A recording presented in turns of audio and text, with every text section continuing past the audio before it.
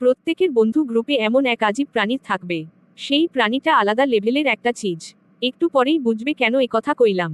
বন্ধু আমার লাল গোলাপি। এমনি সে অনেক স্ট্রং, অনেক ভালো, সবার সাথে অনেক বন্ধুত্বপূর্ণ।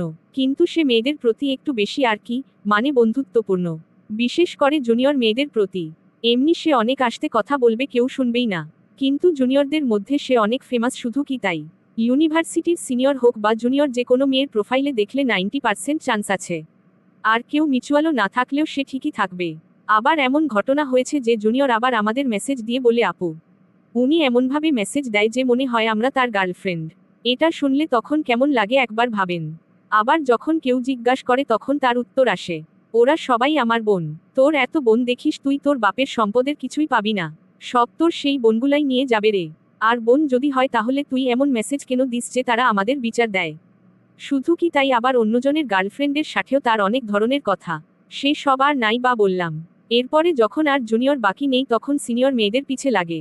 জানে সিনিয়র মেয়েরা ইমোশনাল বেশি। সেখানে আবার শুরু করে তার আবার দুঃখের কাহিনী। কয়াটা প্রেম করার চেষ্টা করছে, কটাতে ব্যর্থ হয়ে বসে আছে, ইত্যাদি ইত্যাদি। ভাই তোকে একটা পরামর্শ দেই, ভালো হয়ে যা, বলা যায় না কবে কার পিছে লাগার জন্য কি হয়ে যায় তার কিন্তু কোনো ঠিক ঠিকানা নেই।